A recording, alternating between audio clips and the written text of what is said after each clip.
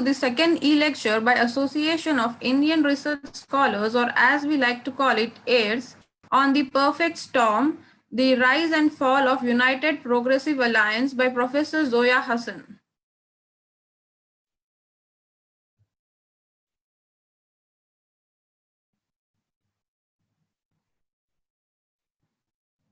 I am Ariba Ahsanat Mozum, President of AIRS and Senior Research Scholar at the Department of Political Science, University of Hyderabad. And to flag off our event, let me walk us through the inception of AIRS. Association of Indian Research Scholars, also known as AIRS, is the brainchild of students of University of Hyderabad. It was created to bring together like-minded, intellectually inclined and enthusiastic research scholars of our generation, and to collectively increase our knowledge base while also interacting with the best minds in the world. To this end, we have garnered the support of some of the best in their field, including Professor Muhammad Mausam Ali, Professor Zoya Hasan, Professor Alfredo Toro Hardy, retired Venezuelan diplomat, scholar, and professor and public intellectual, Dr. Aparna Devre, Professor Rajan Harshe, and many more. The aim of the association like AIRS is to not only provide a platform for young scholars to connect with experts, but also to intellectually stimulate, also to have intellectually stimulating and interactive sessions with them. In order to make this happen, we aim to host webinars, e-lectures, seminars, talks, book discussions, and distinguished lectures. In the future, we also intend to expand towards doing conferences, seminars, symposiums, and book discussion panels. Through these mediums, Association of Indian Research Scholars intends to promote a seamless and harmonious interaction and engagement between the social sciences and the humanities in the country. It also aspires to bring together people to hold discussions, debates, conversations on theory, research methodology, research ethics, research practices, and methods to expand the research community and to bring with all of them within one ambit. The future of Association of Indian Research Scholars holds dynamic experiences. We intend to bring the Indian community closer to the international community, not only through lectures and seminars, but also through publications. You can follow AIRS on Instagram, Twitter, Facebook, LinkedIn, WhatsApp, as well as our site airs.org.in. Now moving on. Today we have with us esteemed Professor Zoya Hasan, who needs no introduction. My interaction with her has been so rewarding despite the fact that we have only exchanged mails and messages for less than a month. I have learned so much from her just while designing the poster and arranging this e-lecture. One thing I have realized is that she is very humble. She suggested that the humongous response our lecture received in terms of almost 345 registrations was due to the topic. It brought a smile to my face and I gently reminded her that it is her that people want to hear and learn from. The topic was the second reason, of course. She is someone to be emulated in the Indian academia. And with this, I call on Kamaraju Sai Amulya, Senior Research Scholar at the Department of Mass Communications, SN School, University of Hyderabad, to give a brief introduction about our speaker we all have the privilege to hear and interact with today. Over to you, Amulya. Thank you, Ariba. Thank you so much. So Dr. Zoya Hasan. Dr. Zoya Hasan is Professor Emerita from the Center for Political Studies at the Jawaharlal Nehru University. She is the former Dean of the School of Social Sciences and Chairperson of the Center for Political Studies, JNU. She was the founding director of the Center for Women's Studies and Center for the Study of Discrimination and Exclusion in JNU. Dr. Hasan has held visiting appointments at the National University of Singapore, University of Zurich, University of Edinburgh, and many fellowships at University of Sussex, Rockefeller Center, Bellagio, Maison des Sciences del Homme Paris, and the Center for Modern Oriental Studies Berlin, along with many others. She is currently a member of the Hindu Center for Politics and Public Policy, Chennai, Board of the Center for Equity Studies, New Delhi, and Center for Multi-Level Federalism, New Delhi. She is also the member of the editorial board of Secular Studies, Journal of Human Development in India, and Anti-Iac, Indian Journal of Women in Social Change. She was elected president of the Contemporary History section of the Indian History Congress in 2019. Dr. Hasan has published widely on the Indian politics, state, democracy, and development, and on issues of equality, social justice, and minorities. Her main work is on the Congress Party and on Indian Muslims, especially Muslim women.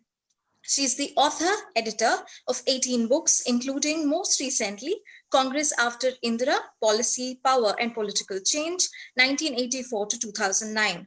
Political Change, 1984 to 2009, Politics of Inclusion, Caste, Minority and Affirmative Action, Agitation to Legislation, Negotiating Equity and Justice in India.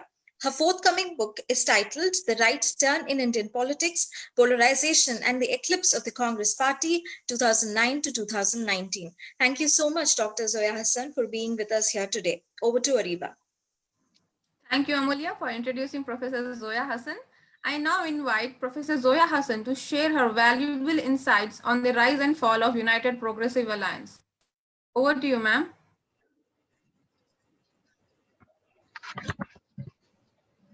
A very good morning. Can you hear me?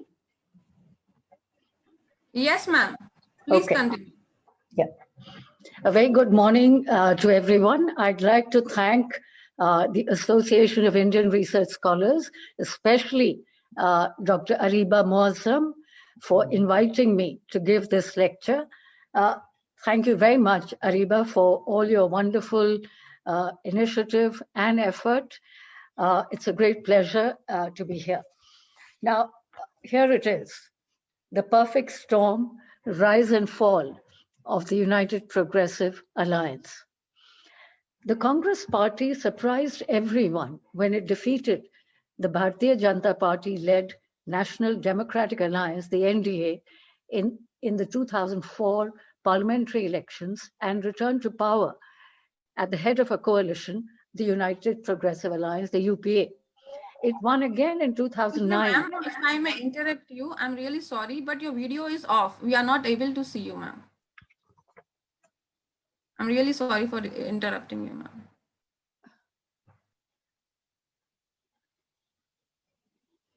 Can you see me? I can't see myself.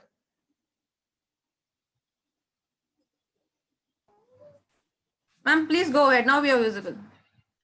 But I'm not visible myself. I can only see you. Oh, ma'am, but Ma'am, if you change the view to grid view, if you're on the laptop, what do I do?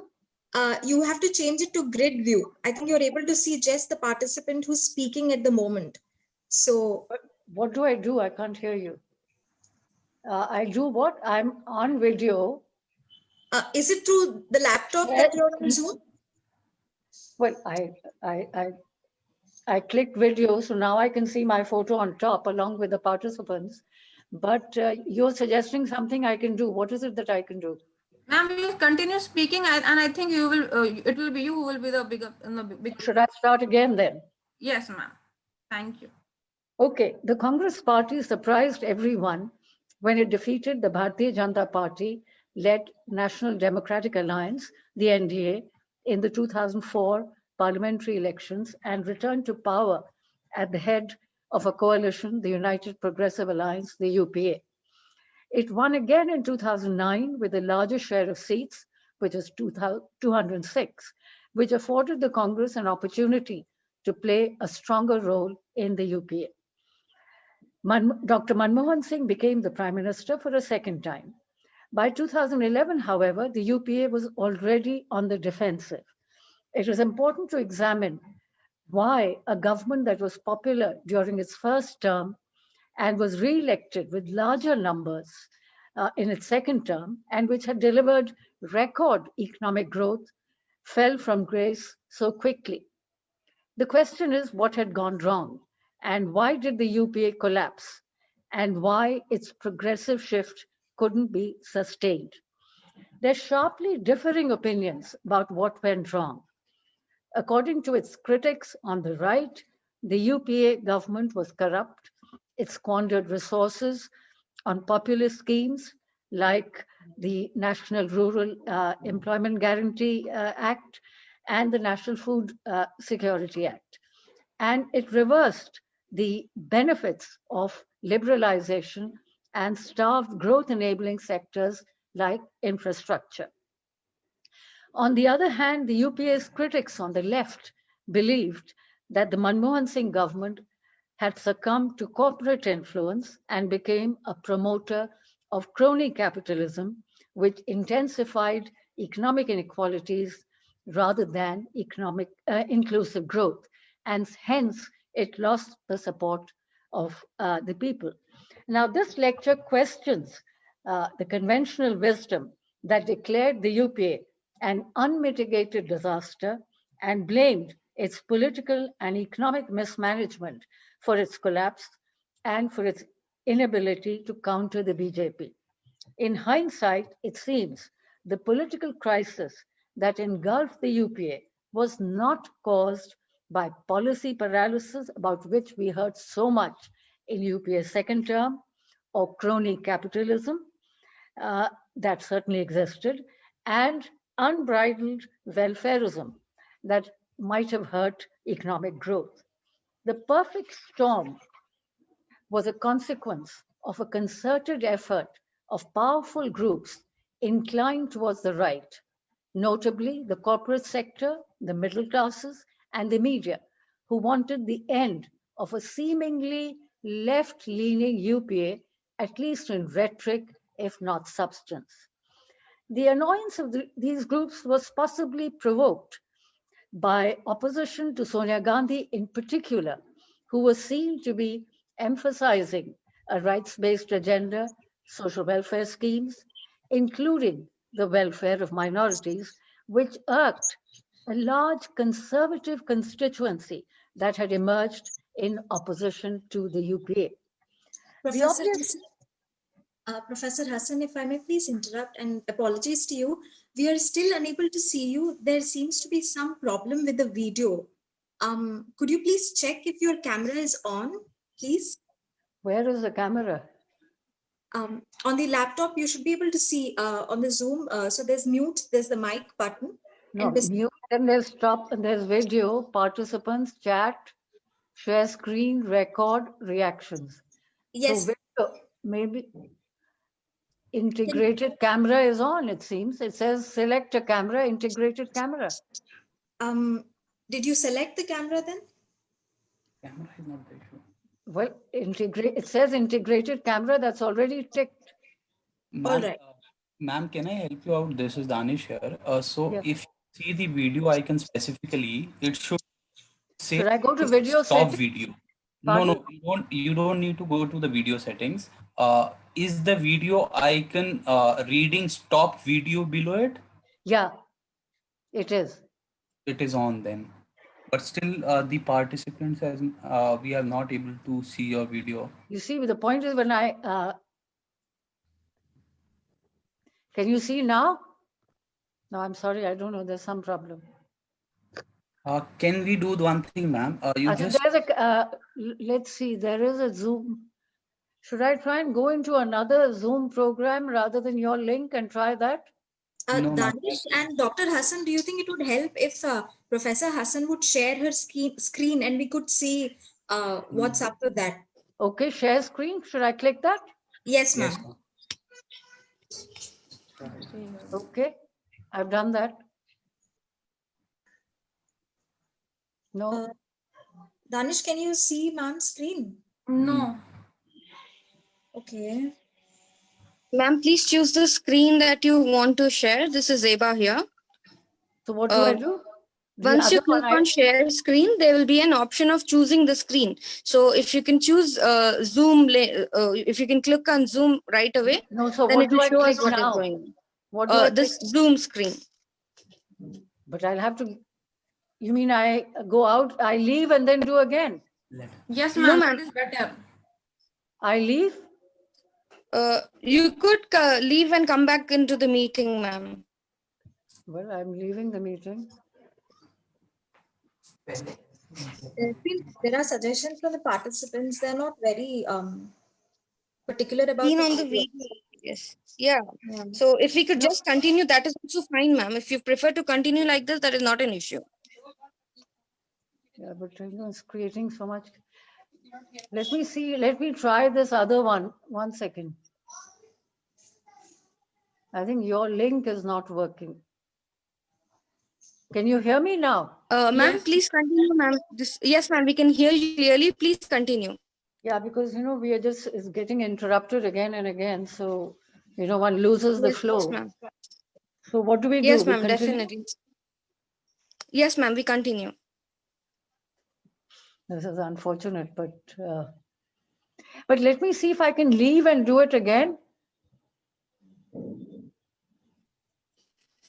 Okay, ma'am. If you wish It's to not do that, working. I mean, how to get Ariba will out? immediately send you the link once again. Sorry, ma'am.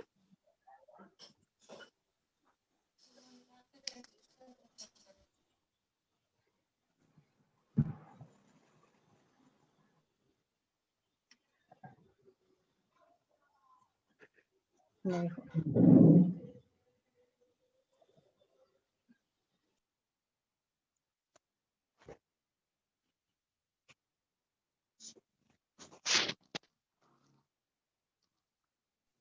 Yeah, ma'am seems to have left. So Yeah, let's wait for her to join.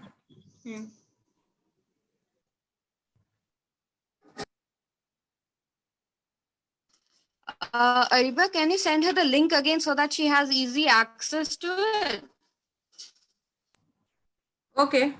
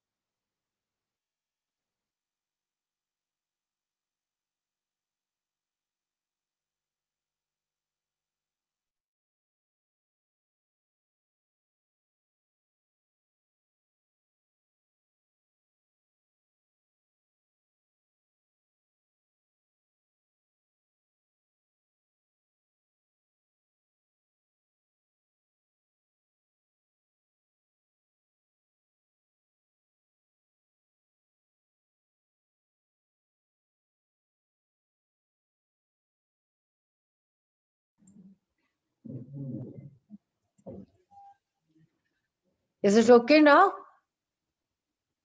Hello, can you hear me? Yes, ma'am. It Yes, is ma'am. absolutely fine, ma'am. We Absolutely can see fine. you. There's something. Okay, 1 second.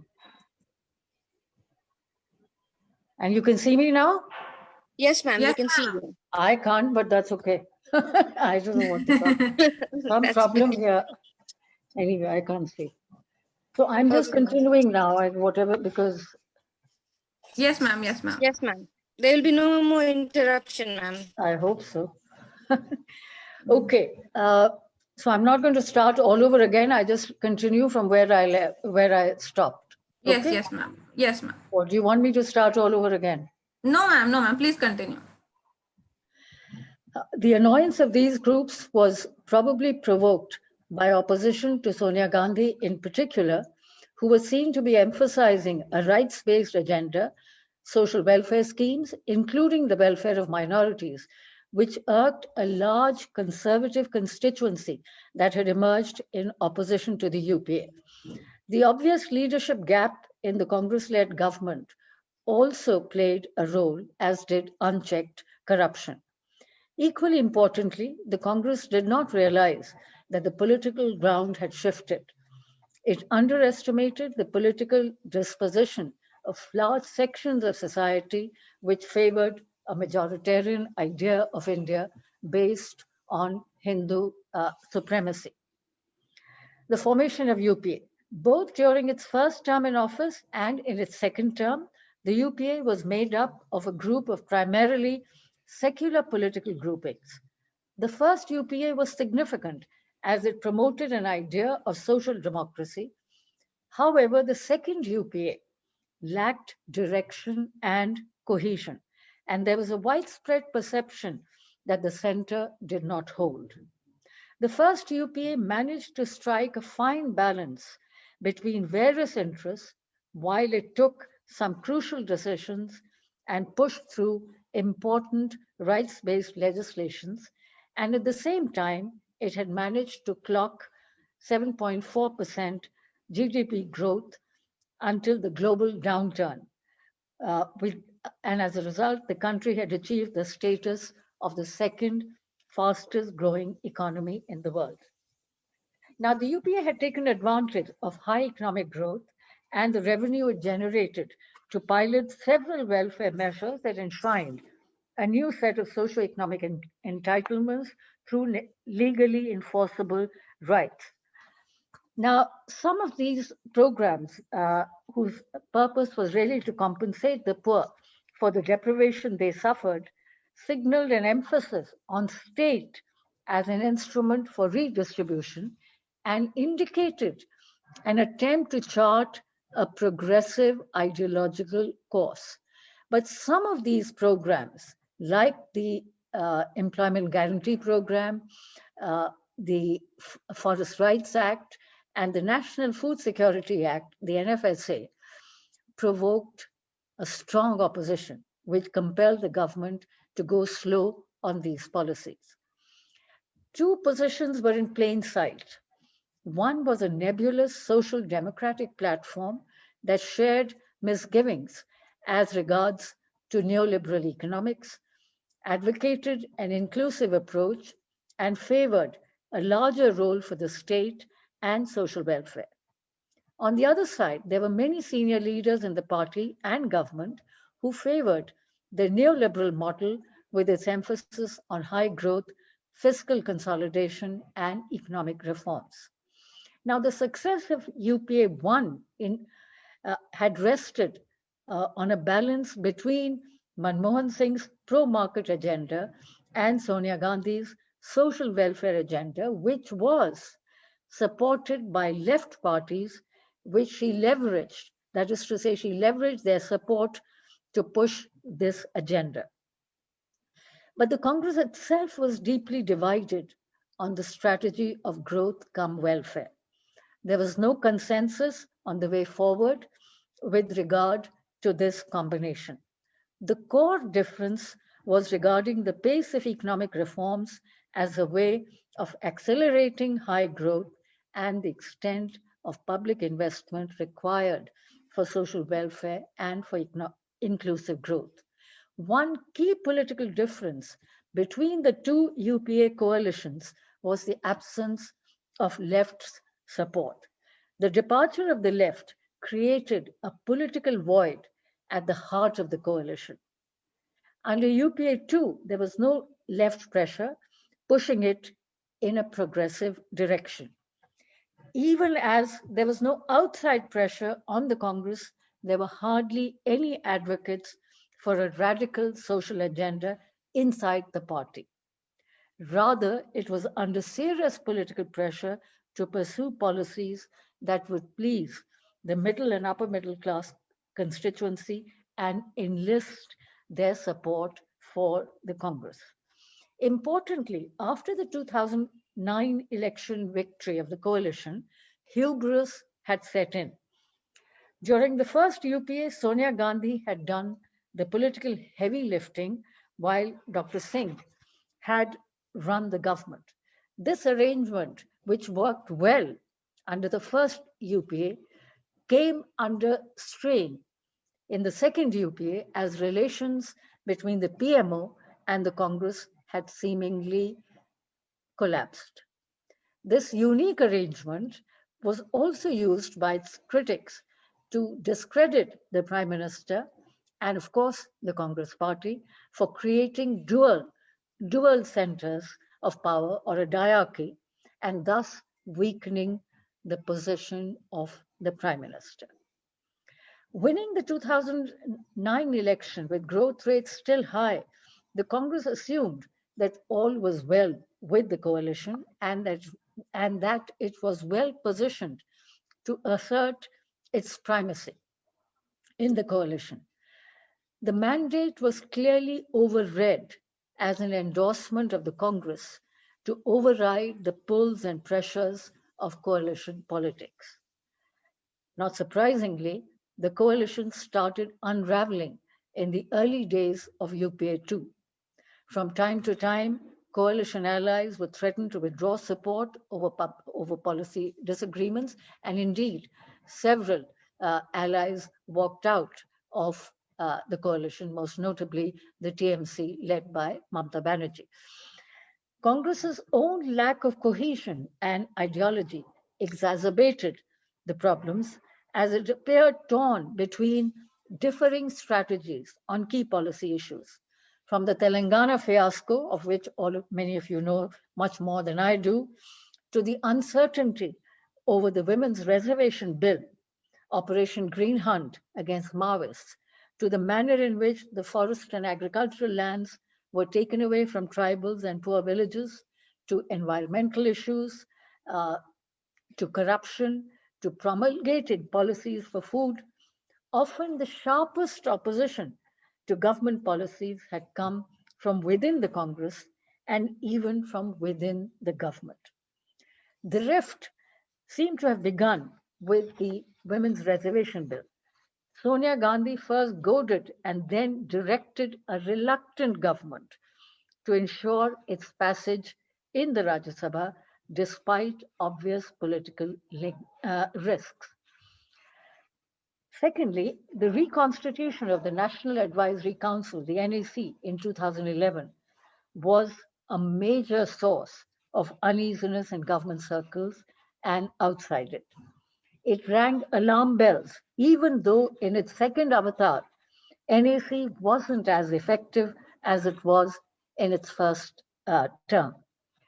The NAC guided the government on distributional issues, but it was difficult to revive it under UPA 2, given the diminished political support for the center-left position in the coalition, without which this body lacked political heft.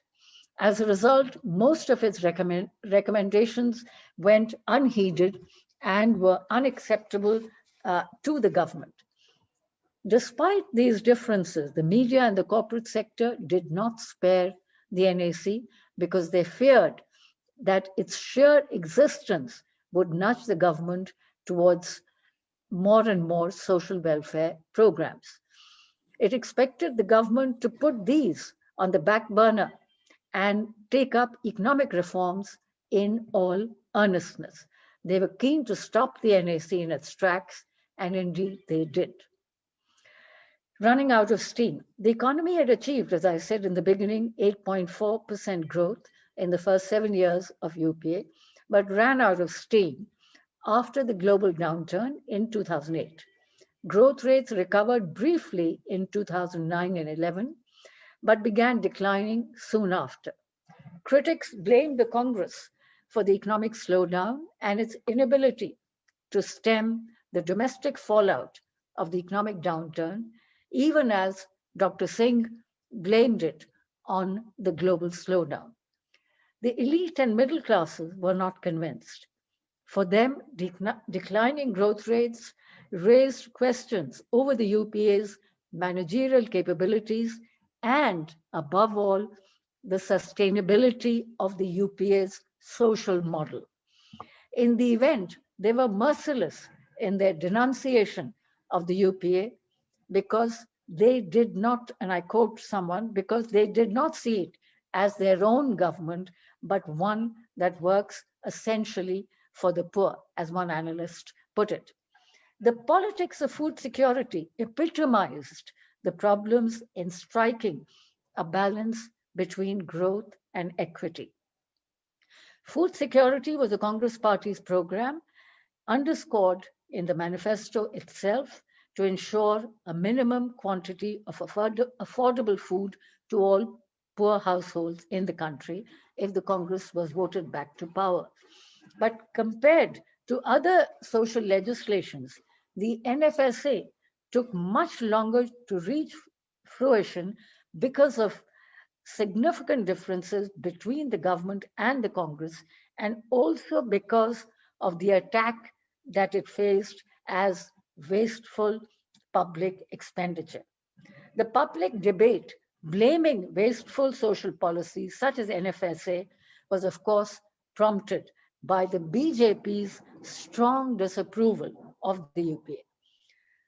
Corporate media followed suit in projecting the UPA's social policies as bottlenecks to economic growth and presented Gujarat as a haven for business and growth.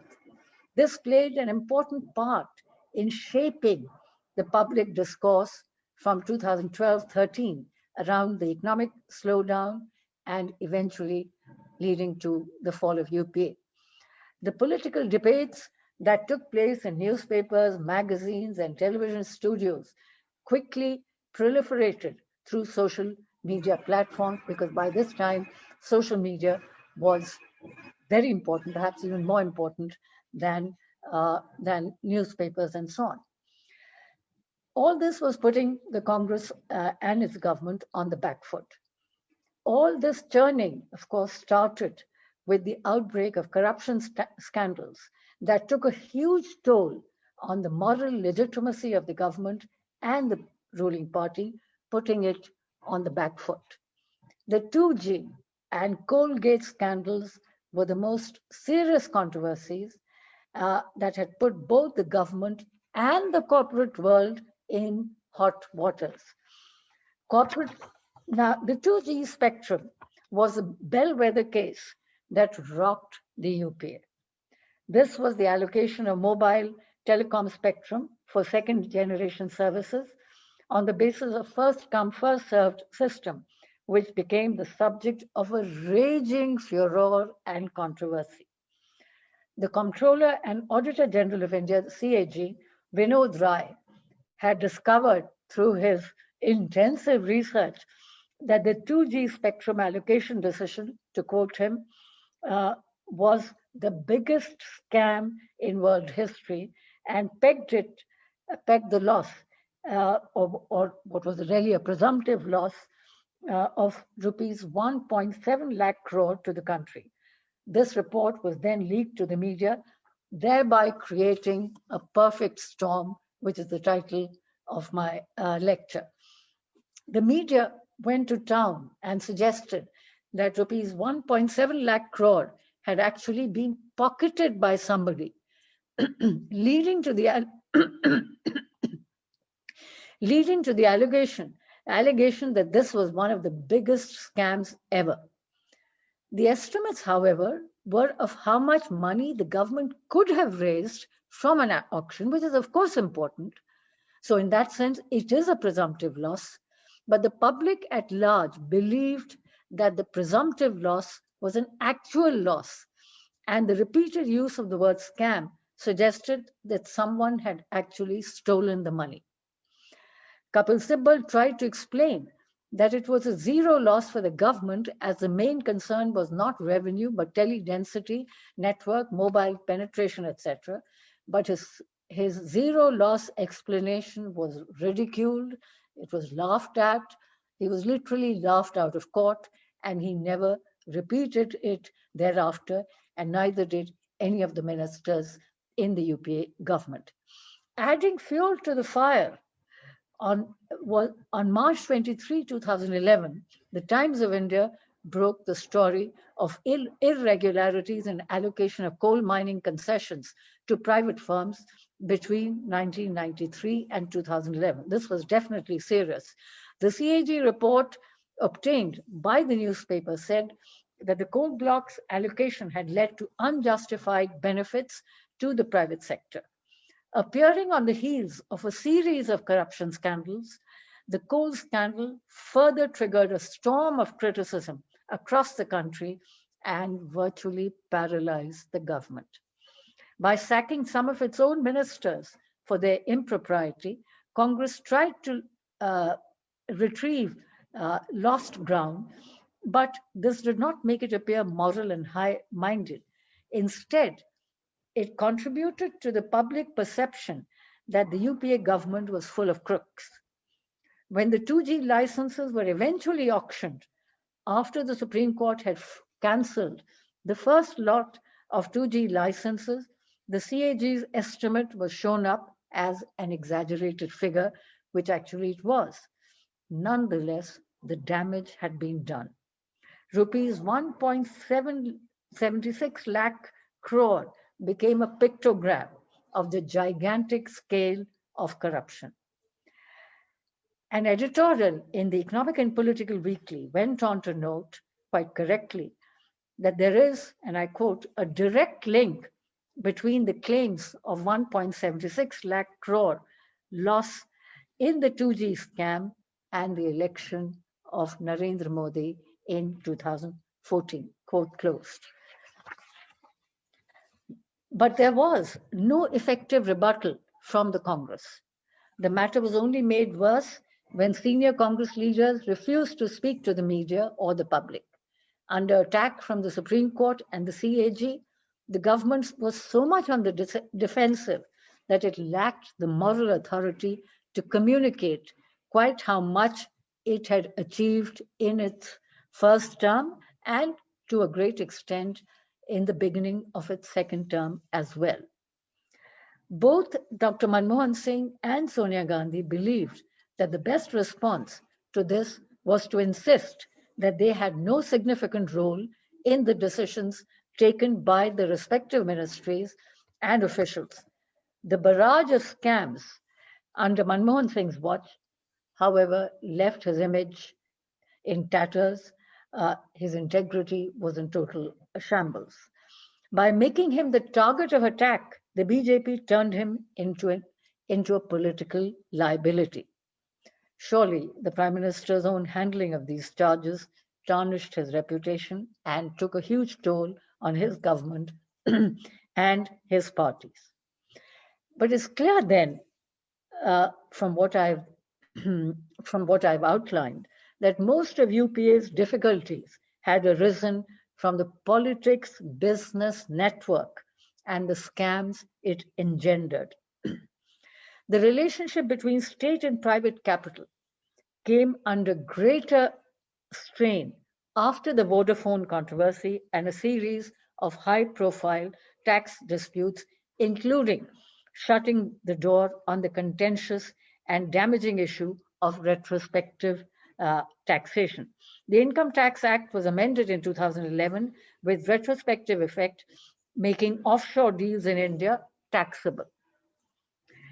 Vodafone's acquisition of Hutch SR in 2007 ducked Indian taxation laws, but it could not do so after the amendment in 2011 to the Income Tax Act.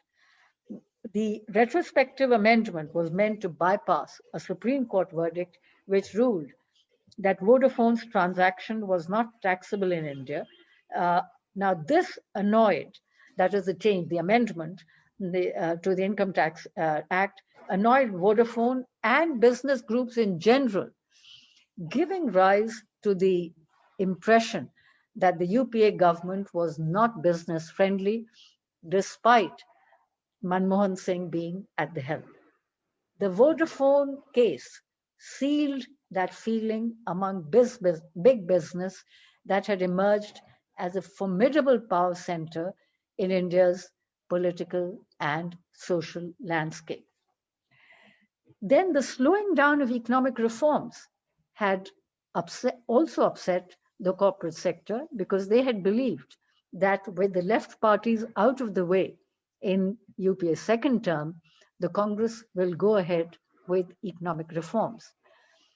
The right to fair compensation and transparency in land acquisition, Rehabilitation and Resettlement Act, known as the Land Acquisition Act 2013, was widely blamed for stalled projects and policy paralysis. However, of the total projects stalled, only 8%, according to an RTI query, only 8% was because of land acquisition troubles, and the number of projects that were stuck due to environmental clearances was only 34.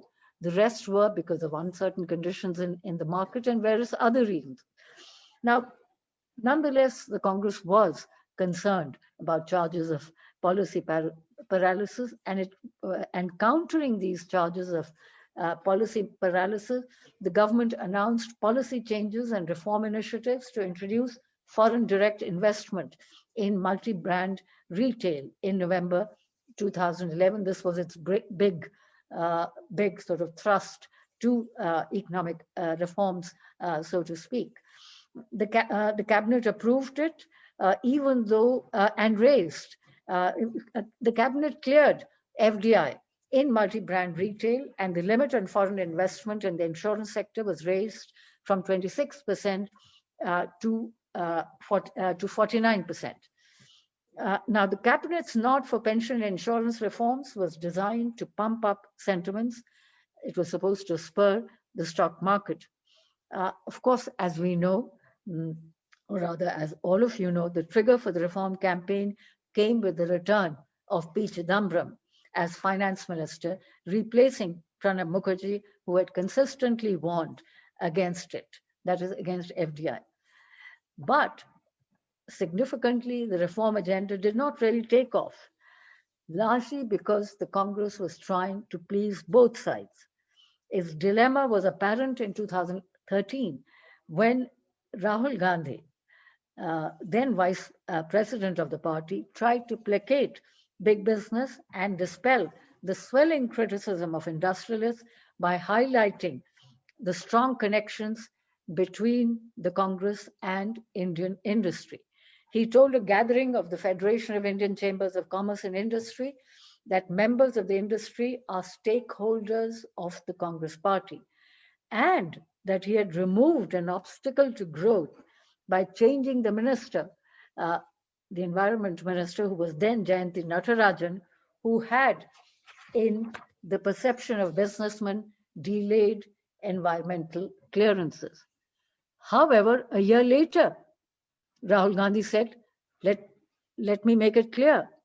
I don't do politics for industrialists. Having just said that industrialists were stakeholders in the Congress party, he went on to say, let me make it clear. I don't do politics for industrialists. I do politics for the poor and will continue to fight for their rights. Quote closed. Overall, the Congress was gobsmacked by the combined opposition of the corporate sector, middle class, and big media, which was pushing for a shift to the right. For these groups, the UPA was a disaster, as it couldn't boost economic growth and jobs. As for the middle classes in particular, who had enjoyed vast economic clout, they felt that they were politically marginalized. It was this sense of marginalization that gave rise to huge dissatisfaction with the government and encouraged the expanding wave of middle-class activism, which ultimately catapulted this class to the center stage of politics towards the end of UPA rule as an influential electoral force, and it remains an influential force to date. Paradoxically, rapid growth had benefited the middle classes more than any other class, but it also fueled rising aspirations, including the aspiration to influence government policies. And it was this class which was at the forefront of the anti-corruption movement. The BJP was desperate to regain power after two successive Lok Sabha defeats. It was looking for an issue to corner the UPA government. Corruption fitted the bill perfectly. Several top leaders associated with the government, as we have noted, were found guilty, and some of them had to resign, which added grist to the mill instead of quietening the legion of critics. It was around this time that civil society groups decided to launch a major campaign against corruption. This marked the beginning of the India Against Corruption IAC agitation, which was undoubtedly one of the biggest agitations in decades. The IAC choreographed the anti corruption campaign against the UPA government. Established in 2010, it held two rallies in Delhi that did not attract much public attention or participation until, until Arvind Kejriwal of the IAC, who was spearheading it, decided to rope in Anna Hazare, a self styled Gandhian who had established himself as a crusader in Maharashtra and forced some corrupt ministers to resign. Once Anna Hazare was on board, the IAC campaign took off. It zoomed and began to dominate the media headlines. No one had heard of it had heard of IAC until March 2011. But by mid April, it had captured the front pages and prime time slots and remained in the headlines for the whole year. Multiple media platforms helped the IAC campaign garner support for protests, which Time magazine listed among the top 10 news stories of 2011. It received extensive coverage in mainstream media, which at times seemed to be embedded in the movement. Television's role was the most crucial in giving 24/7 coverage to the movement, and it often went far beyond that in actually campaigning for the anti-corruption cause.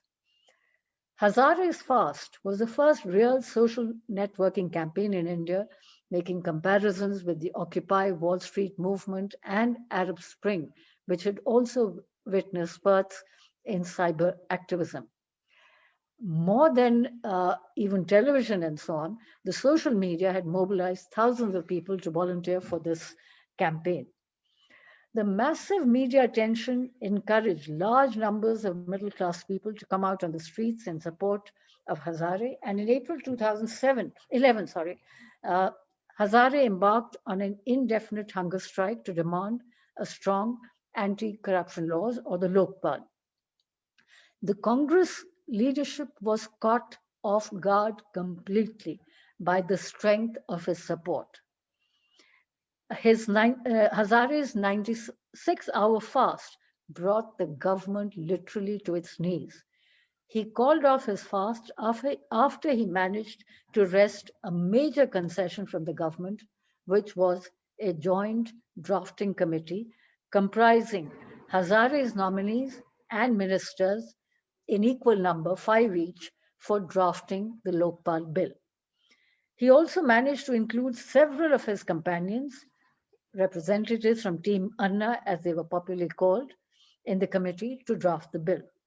This allowed his team to claim the mantle of being the sole spokesman of civil society, which accorded a great fillip to this campaign. By only including IAC members, it developed into a face-off between them and the government without a political cushion. In retrospect, this was clearly a miscalculation in terms of the composition of the committee, which actually served to bolster the IAC's claim to be speaking not just for civil society, but for the nation as a whole. At this point, Baba Ramdev too decided to go on a fast. This worried the government so much that it took the unprecedented step of sending 3 senior ministers, which included Pranab Mukherjee, to receive the self-styled spiritual yoga guru at the airport in a bid to persuade him not to go ahead with his protest. But the talks failed, and the yoga guru decided to go ahead with his protest at Ramlila Maidan on June 4. 6 years later, Mukherjee admitted that it was a misjudgment on his part and he should not have done it. The airport visit was a cardinal mistake, compounded by the midnight crackdown against Ramdev and his followers when he did not break the fast at the agreed time. It was clear that the government did not know what it was doing. It did not have a defined line on how to deal with this protest. The midnight arrest of Ramdev was a clear case of government overreach. Indeed, the Supreme Court pulled up the government and the Delhi police for this crackdown. This fiasco further contributed to turning the tide of public opinion against the UPA. Meanwhile, Hazare decided to go on fast again on 16th August 2011. This time, it made a third mistake, and that was in an ill-advised move, the Delhi police arrested him just as he was preparing to leave the Gandhi Samadhi at Rajghat to press for a strong Lokpal. His arrest on 20th August was the last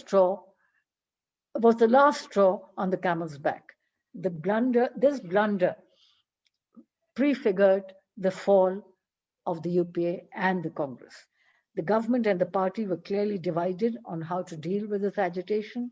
Many leaders were at odds with each other with regard to the IAC.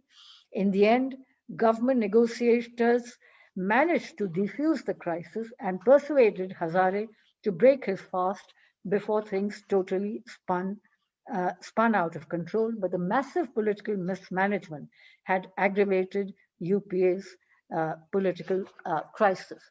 The standoff ended only when the government convened a special debate in the Lok Sabha on the proposed Lokpal bill.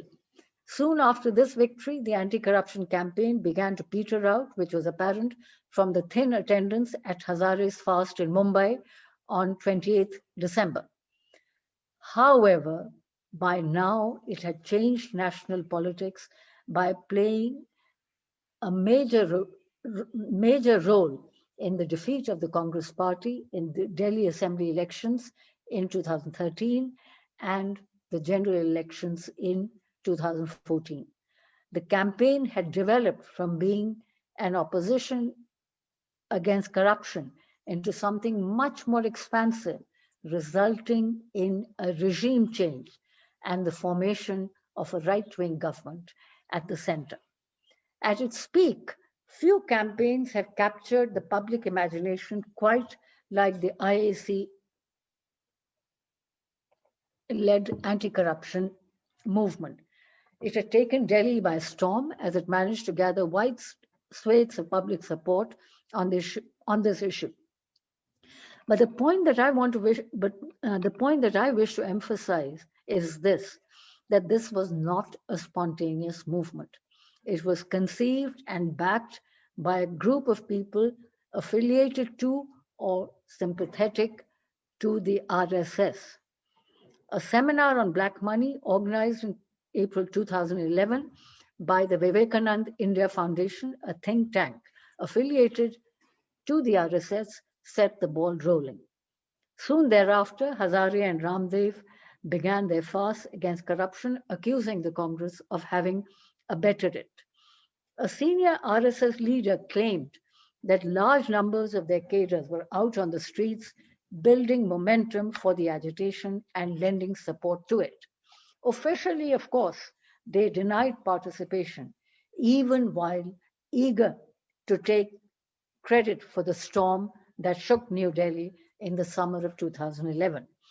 But it is clear that this campaign, as I've just noted, could not have succeeded without their active support. Indeed, this was similar to what Balasaheb Deoras did in 1973 when he instructed the Jansangh to whip up sentiments, to support the JP movement. The parallels between JP, Jayaprakash Narayan, and Anna Hazare movement are clear. The front organizations of the RSS and BJP played an active role in both movements, but the RSS arguably was even more active in the India Against Corruption initiative. Sure enough, the anti-corruption movement faded once the assortment of right-wing groups who were providing the boots on the ground gradually and quietly withdrew their helping hand. This was indeed the end of the road for the UPA. Now, the last section, which I call the end of the road, it was the end of the road for the UPA, even though the economy was in much better shape than it ever has been under the NDA. And it was not just in terms of high growth. According to the Planning Commission estimates, about 140 million people were lifted out of poverty from 2004 to 2012, which was hailed internationally as a major achievement. The poverty ratio declined by at least 15 percentage points. It was the fastest decline of poverty in India's history. Between 2004 and 5 and 2009 and 2010, the gap, please note, between the rich and poor had shrunk appreciably as 40% of the population experienced upward mobility. But UPA too completely messed up its political priorities, and the leadership issue complicated things further. And without clarity about political responsibility and accountability about decision making, there was no hope of communicating the truth about the scams that the BJP hammered away, leave alone highlighting its achievements. It was in a free fall after this. While in 2011, the fallout of the anti-corruption movement was difficult to gauge, it was clear even then that the government had alienated vast numbers of people, especially the middle classes. This prepared the pitch for the BJP to be catapulted to power in 2014.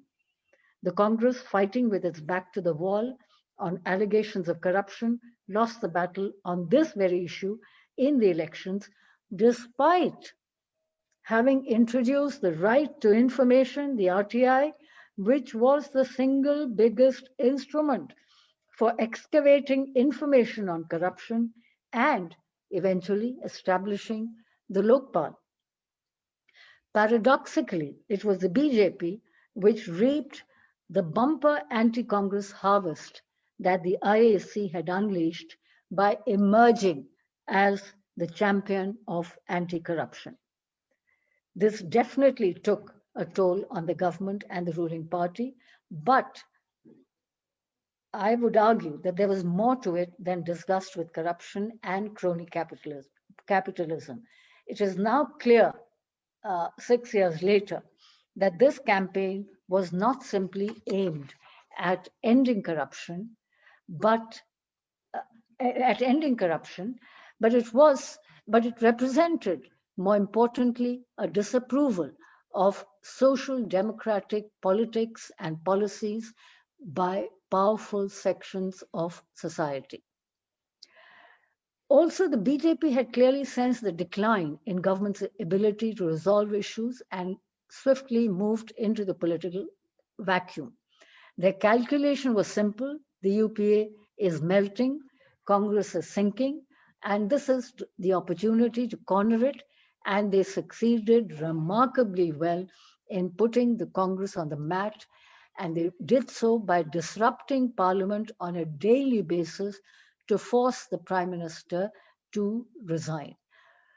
Disruption of Parliament, so to speak, proved to be the Achilles heel of the UPA because it added to the governance deficit and to the arguments of policy paralysis. Indeed, BJP's obstructionism did produce a gridlock. The second UPA then ran out of steam. However, the second UPA ran out of steam just when India's constitutional democracy began to address inequality and policies for the poor and their access to constitutional guarantees for the same. Sonia Gandhi had pushed ahead with the pro-poor agenda under UPA 1, pulling together elements of her party and the government with the crucial political support of the left and civil society groups. UPA 2, however, UPA 2 could have built on this, but it couldn't because by then the powerful coalition of the corporate sector, middle classes, and the media hit back against what seemed like a backlash against social democracy, howsoever feeble an attempt was made at instituting it. Although the efforts in the right sphere were modest, but even then, capital and media was irritated and hugely annoyed with it. They were inclined to support the BJP precisely because they did not want this feeble social democracy agenda to continue, and because the BJP was more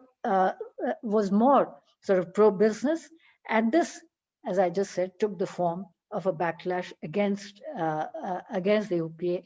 And both these influential classes, that is the corporate sector and the middle classes, were clamoring to get the Indian state in the way in which it was functioning, especially the distributional thrust to get out of the way. In addition to ideological differences, the drift within the Congress party and the government also emboldened the corporate sector and mainstream media to be openly pitching for the BJP and Mr. Narendra Modi. Corporate media clearly played a key part in propagating the Gujarat model and never raised any questions about its feasibility and extension to other states, leave alone questioning what had actually been achieved under the Gujarat model in Gujarat for the majority of its people. This model, that is to say, the Gujarat model, fitted very well with the corporate sector's view that the primary role of the state is to promote business,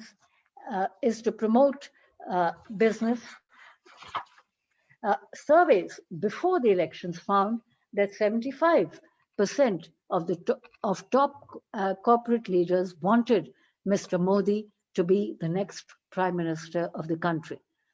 This was the first time that the big corporate leaders were openly one-sided in their support for a prime ministerial candidate and the political party he represented, neatly foregrounding two key issues of growth and corruption and linking them to decisive leadership as the only solution.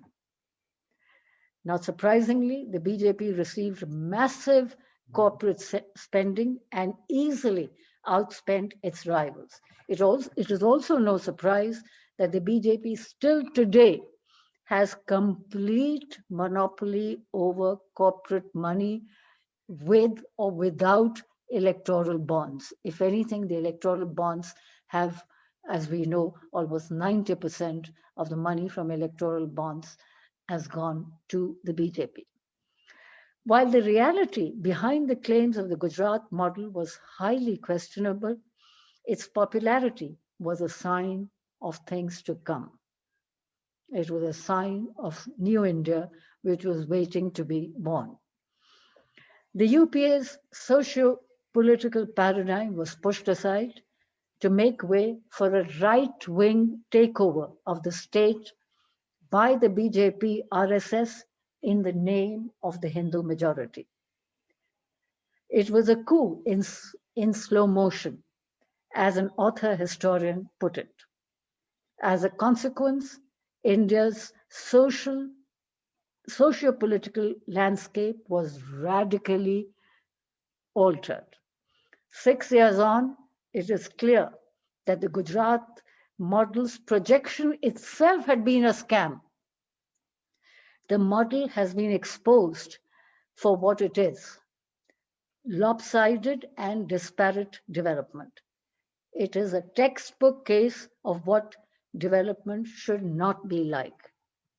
In the end, we have been left with the Gujarat model of politics, which means the centralization of power, subordination of institutions, suppression of dissent, and the social exclusion and marginalization of Muslims.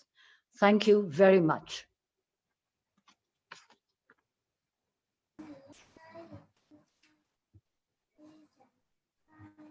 Thank you, ma'am.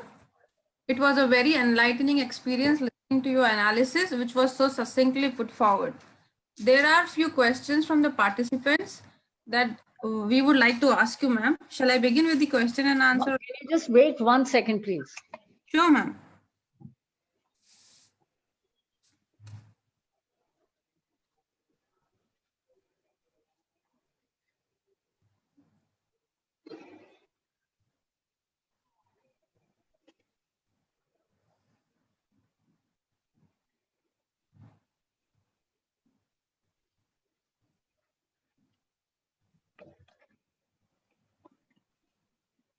Yes, ma'am.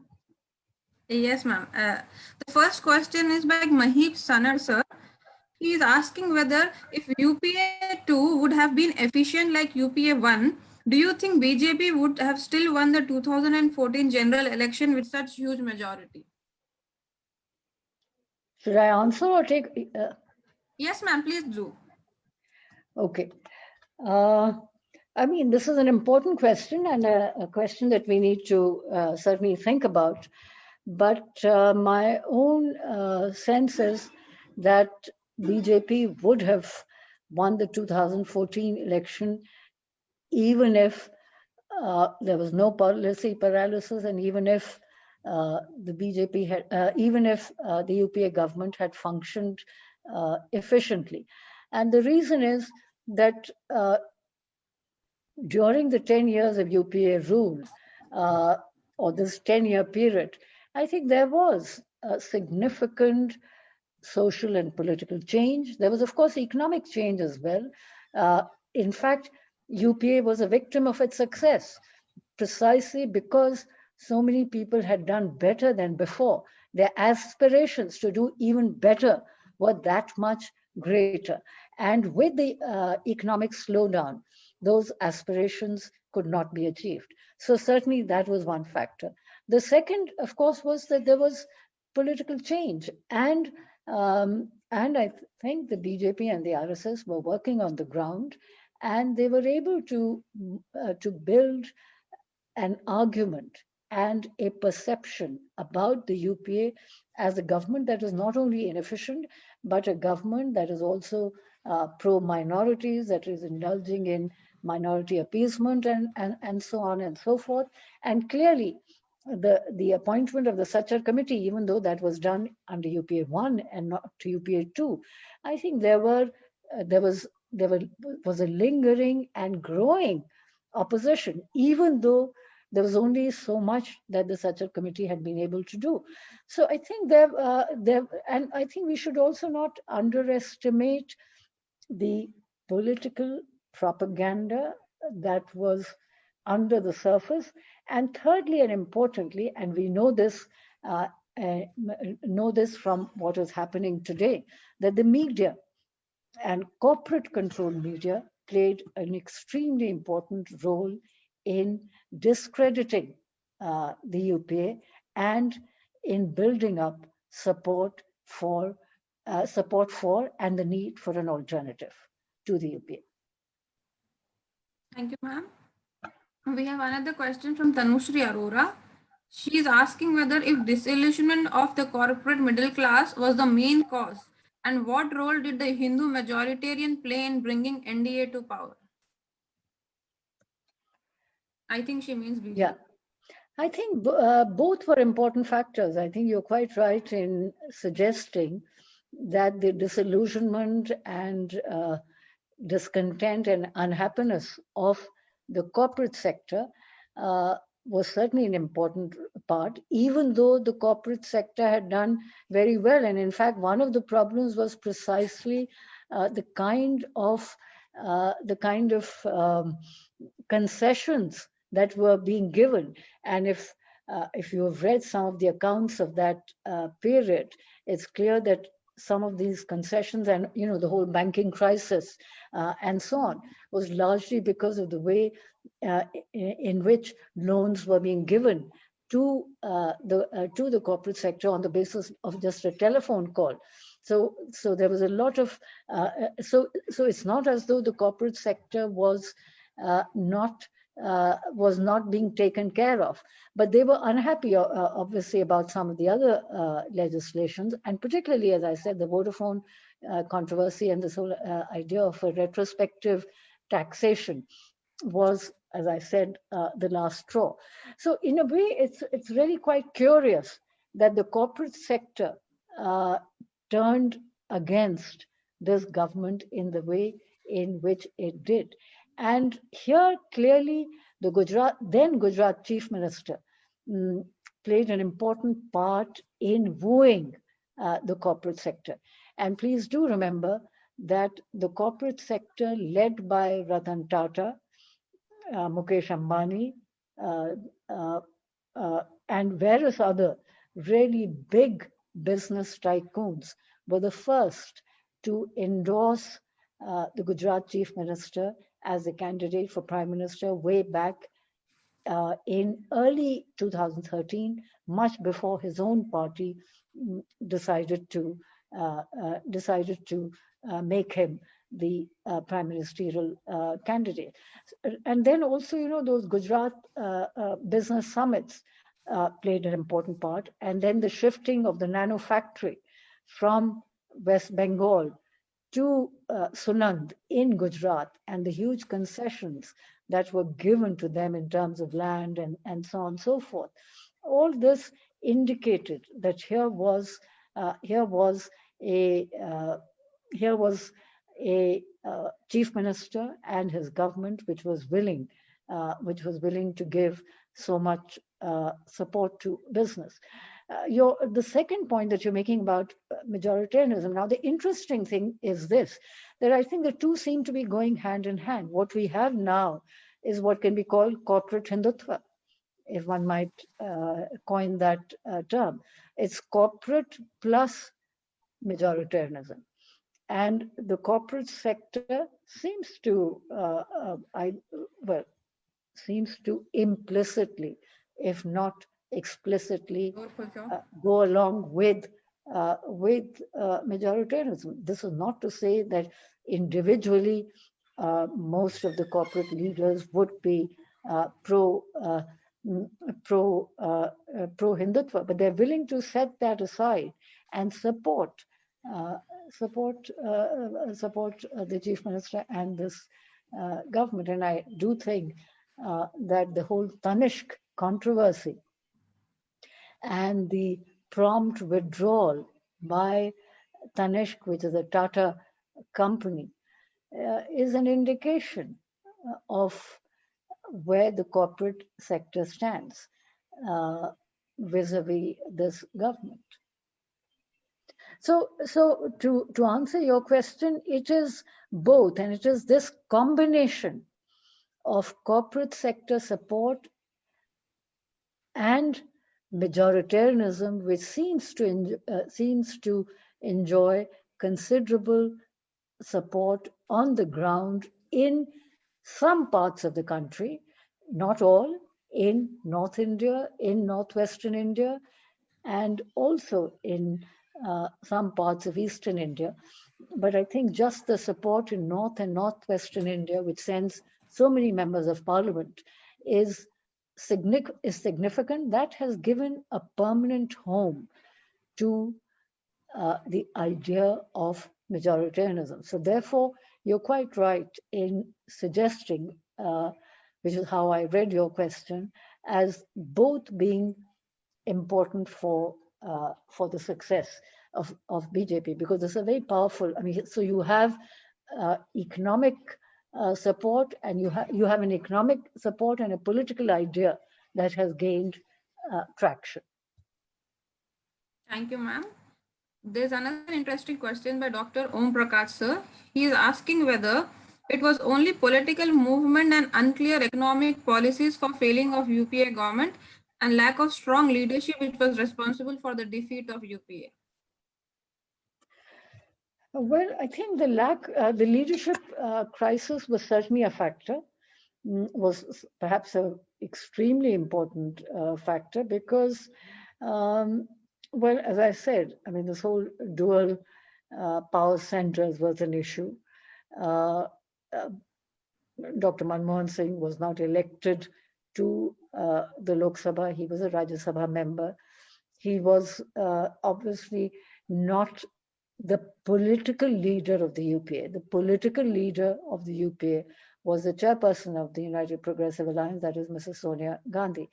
Now, that they had a certain division of labor between them, and that Dr. Singh repeatedly said that he was quite satisfied with the division of labor, and that he thought that this whole dual power centers thing worked well.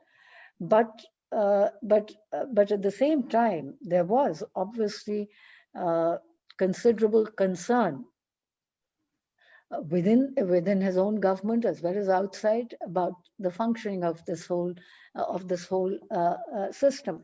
Secondly, then there was, of course, this whole. I mean, there were clearly differences over why Dr. Manmohan Singh had been sort of appointed Prime Minister again.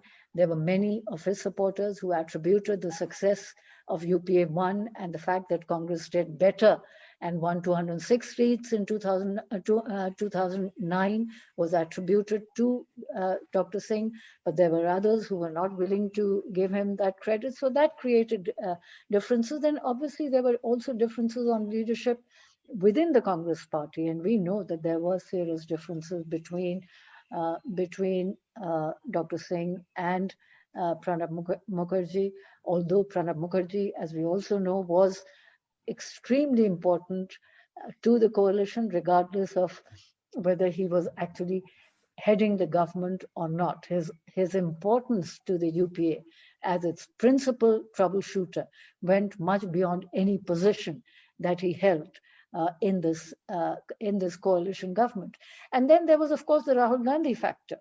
Clearly, he was the third person in this triangle. It was not just dual power centers, but there was three power centers. And then when the time for election came, which was in 2014, I think this confusion about leadership was compounded because in 2014, clearly Manmohan Singh was not really actively campaigning. It was now Rahul Gandhi who was campaigning mainly for the Congress party. And then, of course, as we know, that provoked huge opposition from the BJP, and the BJP has spent the last 6 or 7 years in discrediting, downgrading, ridiculing Rahul Gandhi. So leadership is, and of course, as we know from everything that has been happening in the Congress party after its second spectacular defeat in 2019, that the leadership issue is far from settled. So certainly leadership has been one of the banes of the Congress. But I'm not. But I wouldn't go so far as to say that its defeat was entirely because of that. But yes, we can say to the extent that elections have in India, parliamentary elections have been presidentialized on the lines of the American presidential elections. Surely leadership counts. So here you have a very strong leader on the one side, which is on the NDA side. On the other side, you not only don't have a strong leader, it is not even clear who is the leader. So that is a problem given the nature of elections in India today. Thank you, ma'am. Narendra Kumar Jarwal wants to know if BJP coming to power were not just because of the failures of Congress, but also through the hate mongering that was spread through RSS and BJP. He asks you to please comment on it. Well, yes. Hate politics has been underway for a long time. It has gained momentum, and sadly, it has gained traction among people. So certainly, hate politics, hate speech, uh, uh, hateful propaganda, fake propaganda, all of this has played an important part, so much so that people are, no matter how much fact checking is done, uh, and some of these fake information is shown to be false and fake. People are still willing to believe it. They're still willing to believe the WhatsApp forwards that they get rather than actual information. So yes, of course, hate politics has been a major issue, and hate politics and the whole politics of division has created not only disharmony, but it is obviously affecting the economy as well. And you would have heard the comments of Nobel laureate Joseph Stiglitz quite recently when he said that he was of course talking about India's handling of the pandemic, but I think he was saying something more than that. He actually said India is an example of what not to do. Now, of course, that was about the way in which the lockdown had been imposed at 24 at sort of 4 hours notice, knowing very well that social distancing is so difficult in given the population density in India. But he went on to also argue that that the whole politics of division is something that is reversing the gains, including economic gains, that India has made from a politics of inclusion. And he went on to say that the politics of hate is seriously damaging the economy and damaging the prospects of economic growth. Thank you, ma'am. Dr. Om Prakash has another question for us. He wants to know if the rising of the regional parties and the greed of the UPA of getting the power by supporting these regional parties was the main reason for the downfall of Congress party. No, I think here I would have a different opinion. I think the UPA could not have been formed without the support of regional parties and state-based parties. In fact, the UPA came to power on the strength of that support. And here, obviously, Sonia Gandhi went out of her way to mobilize the support of parties who had been rivals of the Congress and the states, and of leaders who had been her detractors, most notably the NCP in Maharashtra, led by Sharad Pawar, who after all resigned and left the Congress party on the whole question of foreign origins of Sonia Gandhi. But clearly, Mrs. Gandhi set that aside and realized, because she realized that that there was no way that the Congress could possibly take on the BJP without an alliance. And I think the United Progressive Alliance and the whole alliance strategy was critical in the formation of UPA. UPA went wrong in its second term because it wasn't really a UPA. It was more like, it wasn't a UPA government. It functioned more like a Congress government, simply because the Congress party won an additional 60 65 seats. That led the Congress to think that this is its own government, and it did not really have a proper coordination committee, whereas UPA 1 functioned reasonably well precisely because there was a coordination committee. And you can see some of, and we can see the problems that UPA 2 faced because there was really, because it wasn't functioning as an alliance. So I wouldn't say, the Congress is so devastated as a party. It has declined and declined so significantly and so hugely that it cannot hope to regain power in the near future without once again reconstructing an alliance. In fact, the Congress did not do well in the 2019 elections because there was so much uncertainty about the coalition, and it did not build a proper coalition. Thank you, ma'am. Moin Qureshi wants to know if you think that the Congress was not able to show even their social and economic achievements. Yes, I think Mr. Qureshi has a very important point there, and this has been highlighted by many people, including those who were part of the government. For example, you may have come across Montek Singh Ahluwalia's memoirs, which were published just a couple of months back, where he expresses puzzlement at the fact that here was a government and here was a model, that was the UPA model, which was distinct, which was different, which achieved so much, especially with regard to poverty reduction. And he says he's puzzled as to why the government did not advertise and highlight its achievements. But he seems to think that is because Dr. Manmohan Singh was not the sort of person who would go around advertising and propagating his achievements. In fact, he would like his work to speak for itself. But that is not how politics functions, and that is certainly not how elections work.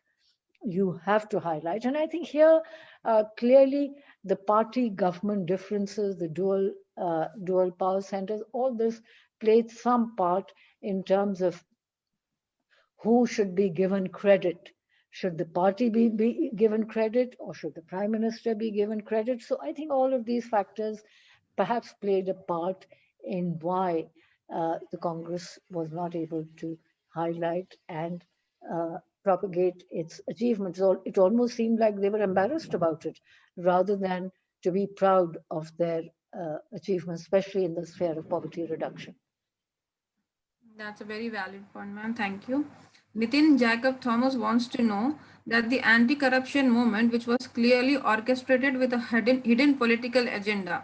However, do you think that is the reason for the current opposition not being able to effectively mobilize protests and, more importantly, to capture a momentum against the government? Have the central issues that capture people's attention changed significantly from livelihood and monetary issues to social and identitarian issues beyond retrieval? Do you think the current economic crisis would bring the economic issues back to the center stage? I think very interesting and important questions, and complex ones to which there is no easy answer. But I would say that I don't think that the situation is beyond retrieval. I think no government is there forever, and no party is there forever in power. And even now, we must remember that in 2019, although the BJP improved its vote share from 2014, it still won roughly, it won 37.8% of the vote, which means 62% people did not vote for the BJP, which is which is still a very huge proportion. Secondly, BJP is in power at the center, but there are a number of non-BJP governments and a number of anti-BJP governments, because some non-BJP governments, like the one in Telangana, for example, or the one in Andhra Pradesh, is non-BJP, but is obviously not against the BJP government at the center. But there are many others, such as the left front government in Kerala, such as the Congress governments in at least 5 or 6 states, which are clearly anti-BJP governments. So we cannot say that that the BJP has support all across the country and in all states. Now, to your more important question of whether economic issues have gone into the background, and with the very serious economic crisis and the sinking of the economy, and especially the massive jobs crisis, unprecedented. Never before have we had the job crisis that we face today. Then the economic contraction, sort of almost 25%, minus 25% growth, 45% unemployment, the highest ever. And this in the face of promises of crores of jobs, which were obviously not created between 2014 and 2019, and much less after 2019, and even less so, obviously, after the pandemic, which has aggravated the economic crisis. Now, I do think that the economic crisis matters, the job crisis matters, and there is growing evidence of economic discontentment. Now, whether this economic discontentment will get translated into a vote against the ruling party depends upon the political conditions, depends upon whether the opposition is in a position to mobilize support or not, because we do know that there are huge constraints on the organized opposition as well as civil society opposition. There are huge constraints by way of constraints on dissent. Disagreement is frowned upon by this government. It's not just frowned upon. In fact, very often those who disagree find themselves in jail without bail. So there are obviously political constraints, but there are problems with the opposition also, opposition parties. There's huge disunity, and the point that one of the participants made earlier is actually relevant here, which is that regional parties have their own political turf, and they want to safeguard their political turf. And very many regional parties feel that they will not be able to do what they want to do for their state without being on good terms with the central government. So they often want to go along with the central government in order to be able to get funds. I mean, look at the whole GST crisis. How difficult it has been for state governments to get GST, which is due to them.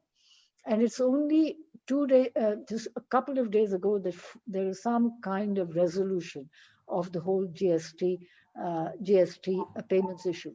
So thirdly, even those parties which are opposed to the BJP are still not able to agree to unite and campaign against the ruling party on the same platform. Fourthly, even if they were to agree, there's no agreement about who should lead the opposition front. So there are major, but that has to do, so in other words, India's party system and the fragmentation of the party system works to the advantage of a party which commands anything above 32% of the vote, especially because we have a first past the post system. So any party which commands 32% of the vote has a huge advantage because it faces a divided opposition. Thank you, ma'am.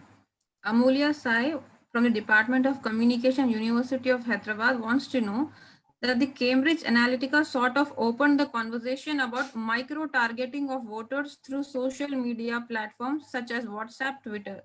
In fact, the internet Hindus have become quite the phenomenon. If Twitter trends and call for boycott is anything to go by, what can Congress do to counter this? Well, I suppose the Congress's party is quite active on social media. In fact, I think it is now more active on social media than on the ground. In fact, from being sort of left behind by the BJP, it has now sort of taken this whole social media and tweeting and video conferencing and all of this partly because of the pandemic and so on.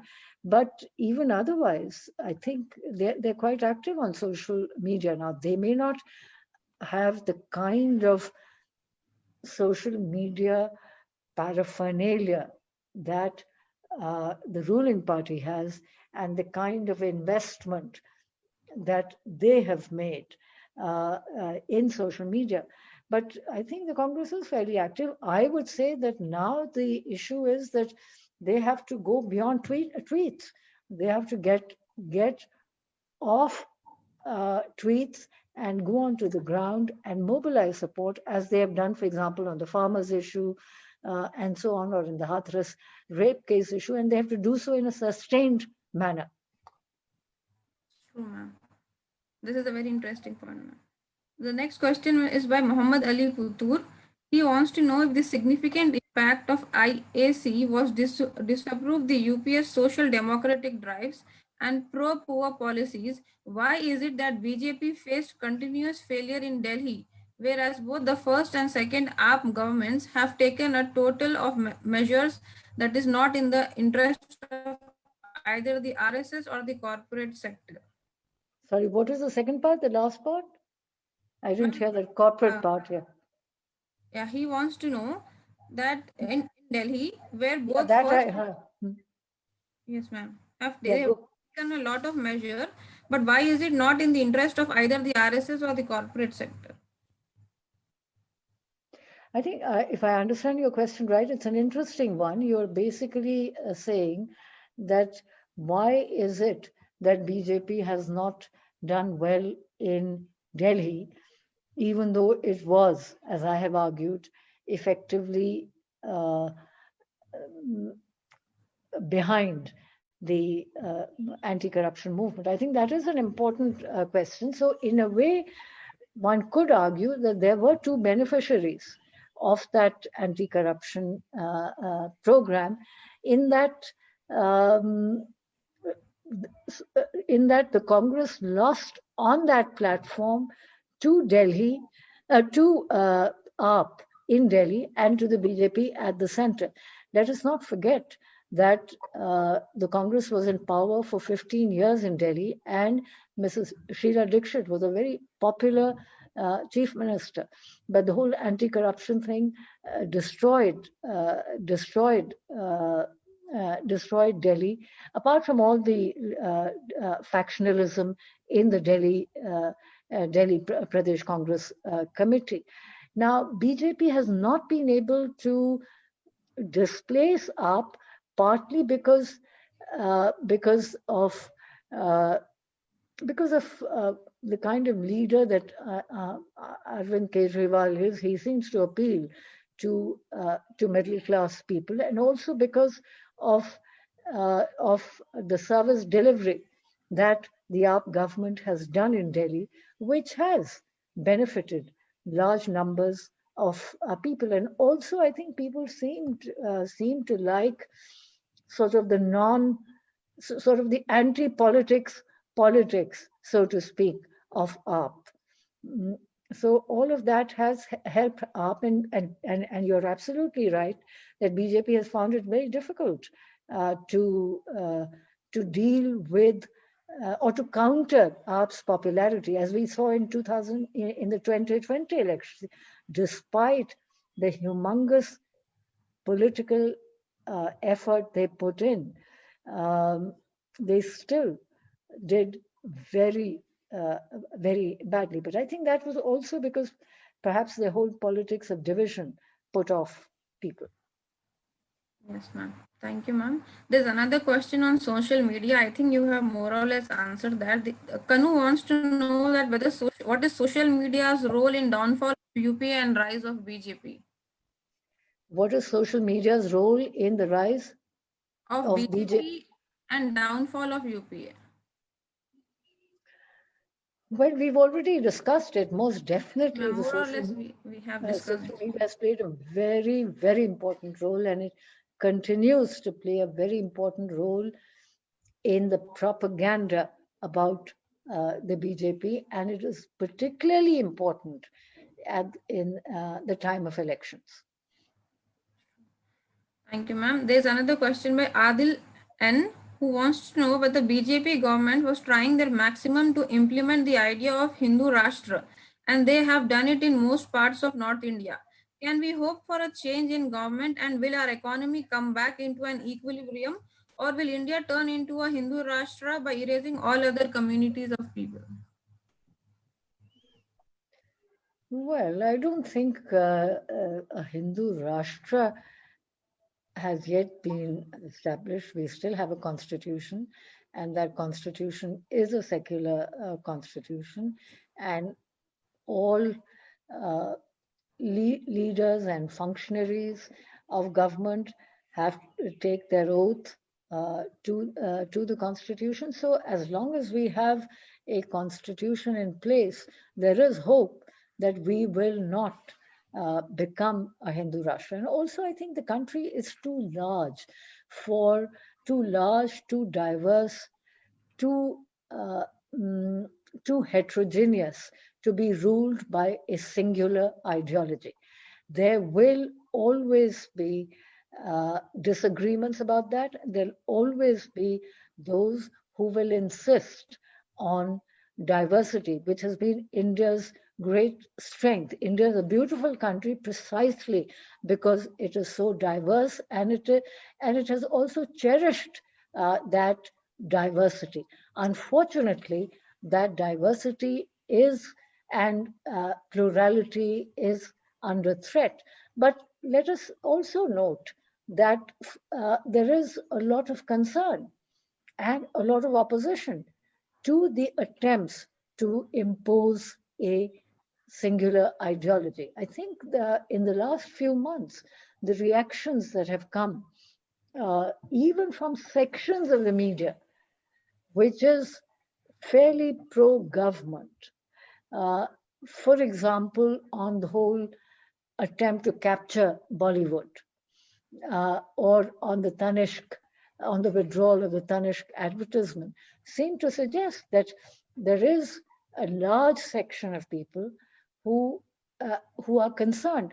Above all, and I think this is really important, is that intellectuals have not gone along with this government. The majority of India's intellectuals are critical of this government. This is very significant. This is very different, for example, from Germany, where there was widespread intellectual support for the fascist government in Germany. In India, I think it's important to remember.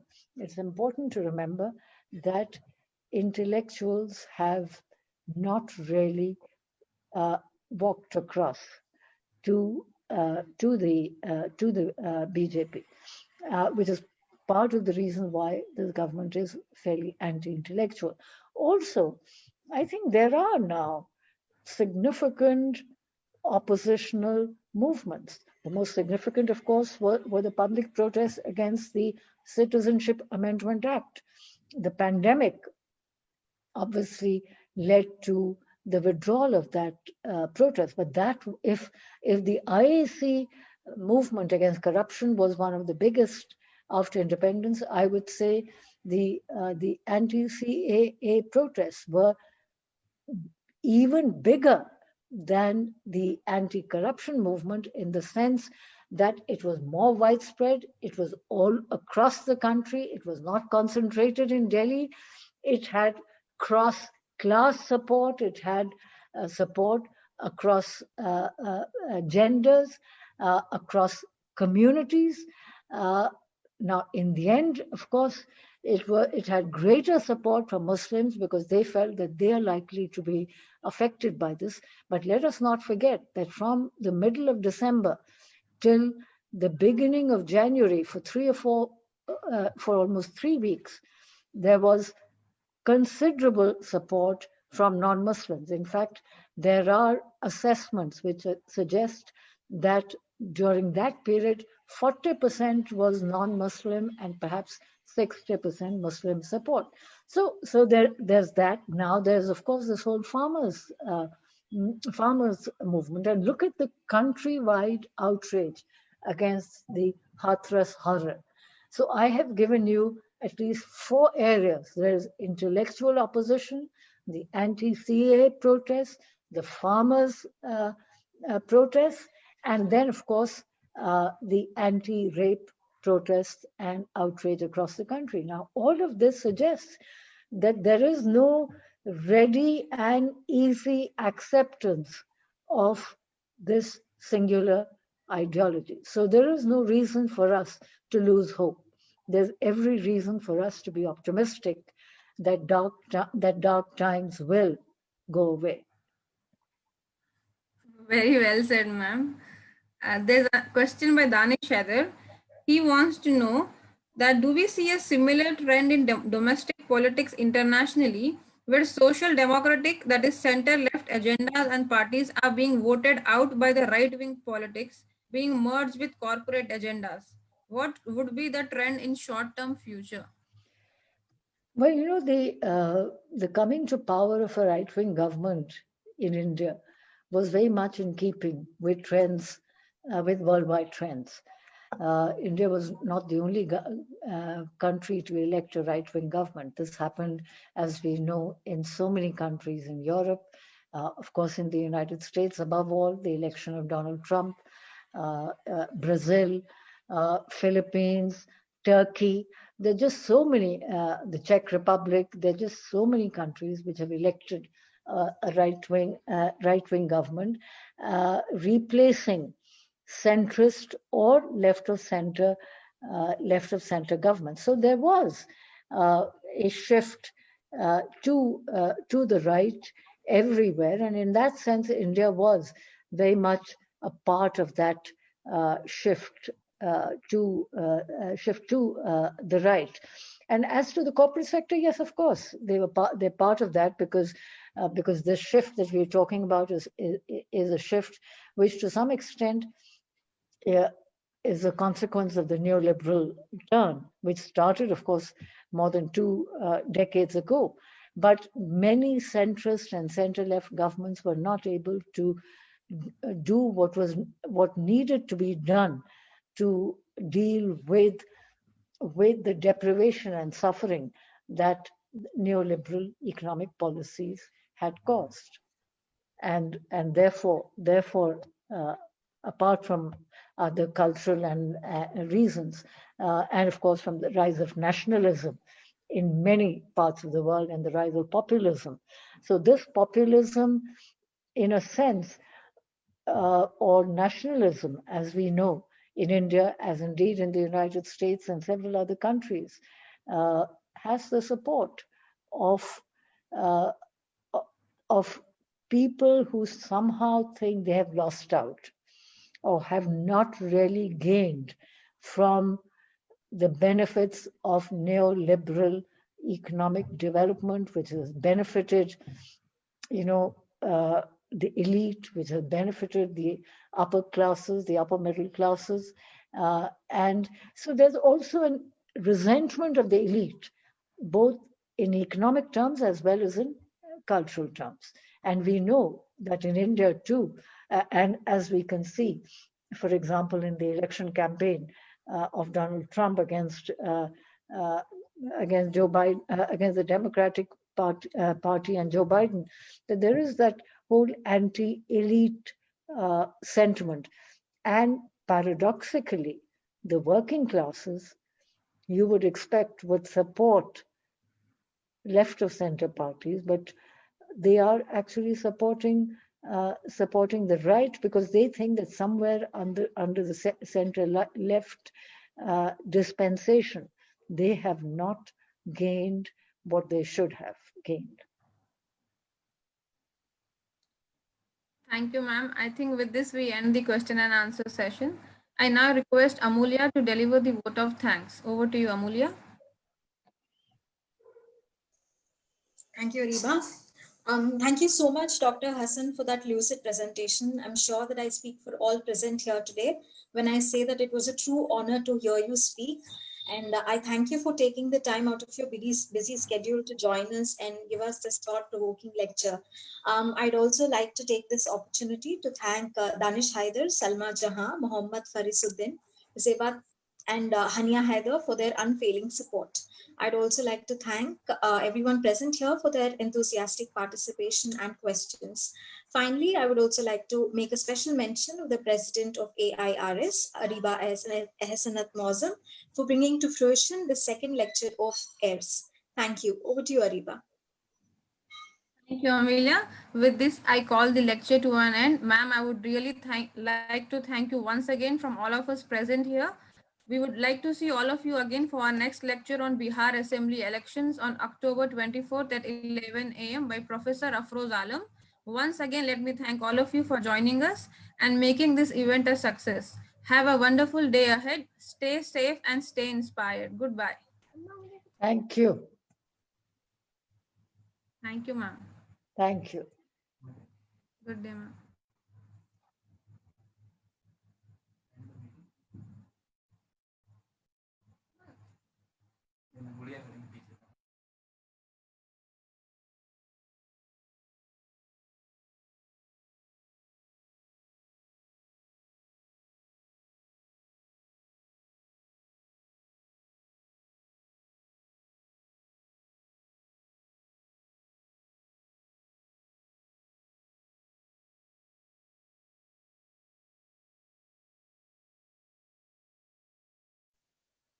There are still 23 participants.